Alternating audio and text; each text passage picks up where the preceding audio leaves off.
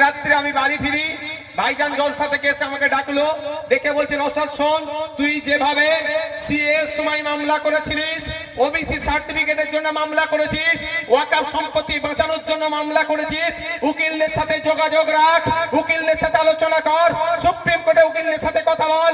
পশ্চিম বাংলার কোন একজন বৈধ ভোটারের যদি নাম বাদ পড়ে, তার পাশে কেউ থাকুক আর নাই থাকুক, আইনি লড়াই করার জন্য আপনাদের বড় ভাইজান প্রস্তুত আছে।